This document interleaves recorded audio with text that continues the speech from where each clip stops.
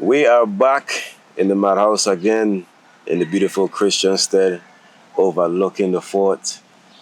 This is your boy Deshaun and I'm here with a very special guest, a native, a great musician, Gyasi. How you doing, my brother? Hey, bless, man. Bless. So we just start all our interviews out the same. Question I have for you, the first question is, who is Gyasi? Well, I'm a musician, a father, entrepreneur. I had to pour my milk first. Gotta savor the conflict, but yeah, I'm all around guy. I love comedy too and just entertaining. You've been an entertainer for quite some time now. What started your love for music? Was it something that always growing up you always loved, or was it something that you kind of grew into? Yeah, I always it's one thing that I could remember as far as back as I can remember. Like something I love. Like I remember like rides in my father truck and he'd be playing like reggae. He had like a lot of cassette tapes. And then I went to Good Hope School and there we had band from kindergarten. So all of that combined, and then the most like influential thing I remember is we had one of my classmates' dad came in. He brought his bass guitar in and just started playing. I was like, from then I was like, this what you want? Yeah. Did you first start on like a bass or on a guitar, or did you play around with other instruments at first? Yeah, so in school I played the trumpet from maybe like 4th grade up until high school. And then I got braces and I had to switch to the baritone.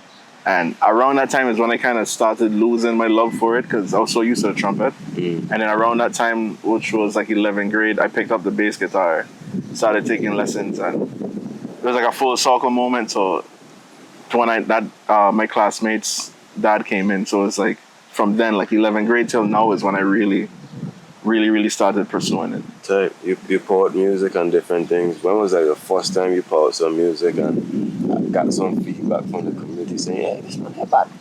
From the community, well, all of us started out as a rapper once upon a time.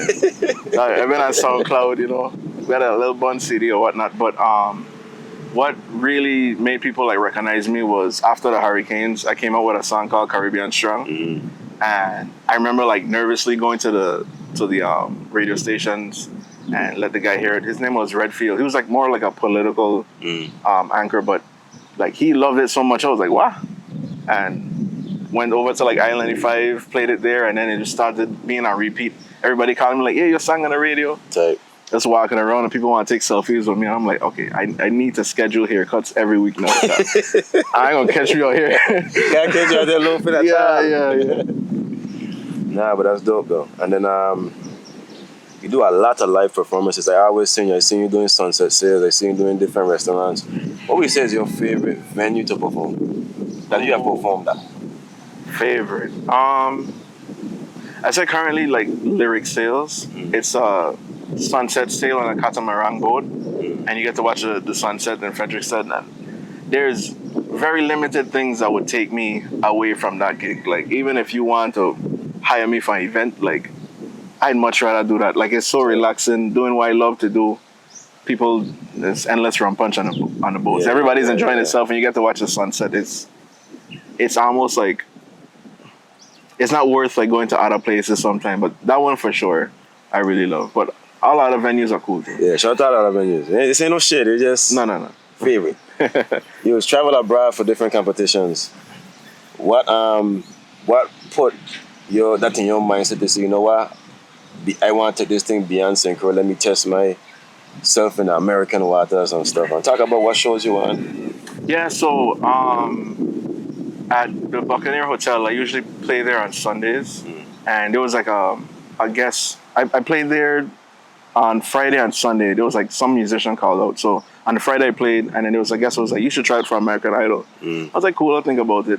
Came back to Sunday, and then like 2 people like separately said the same thing. So I'm like, this is a sign. So started doing my research to try out, and I went to school in Tallahassee, Florida for college.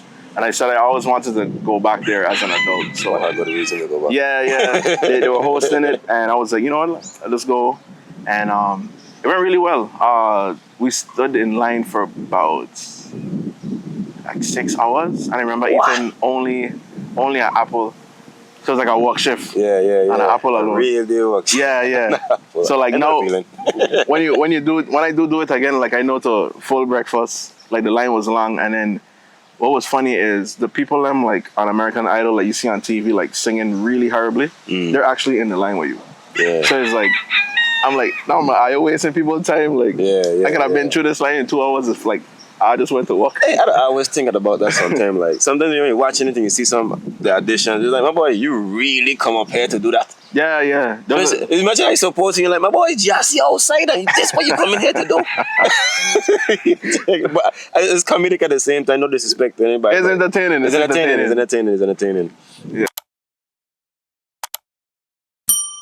I recently I think it was Andrew Schultz and then had a podcast. Oh, okay, yes. That's one of my favorite comedians, so that's why Steve and I tap in. I saw he big you up strong. How was that moment when that happened for you? Like, what was going through your head? Like, that's crazy. Cause I've been watching that podcast from maybe like 2020. So I saw like the growth of it, and like a couple of things they were mentioning like on their Patreon, like as an entertainer I could like take note of, like different camera angles they'll be talking about or different equipment they're using, even down to having like a website for yourself.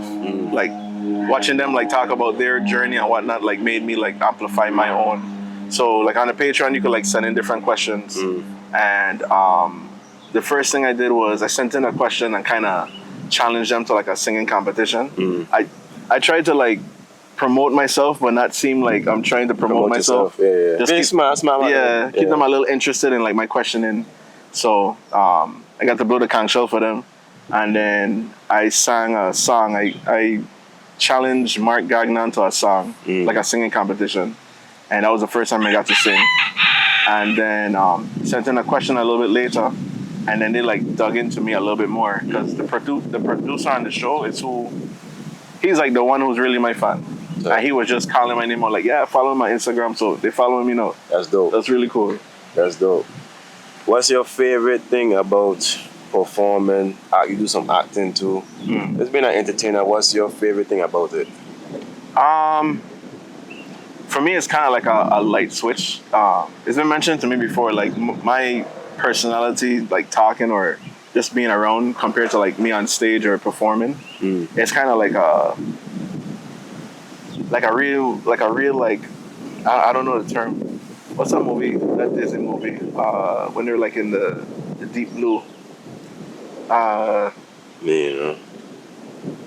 It's kind of like a trance that I'm in when I'm performing. I know what you mean. Yes, I know what you mean. So that I really enjoy because it's kind of like during that moment, like nothing else really matters. I can express like my whole being through the guitar, through my singing, and then the cherry on top is people enjoy it. You have been able to successfully do this and successfully generate revenue doing this. What would be your advice for a young musician, especially in your lane? There's not that much people.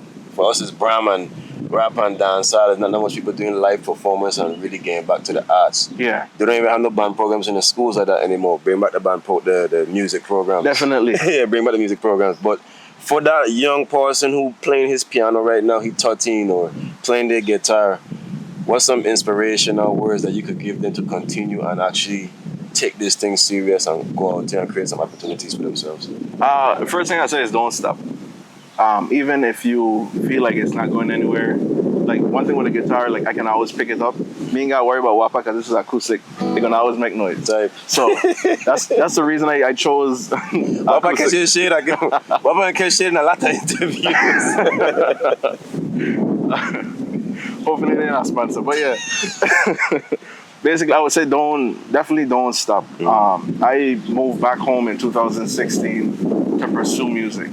And my first years here, I didn't really have any gigs or so.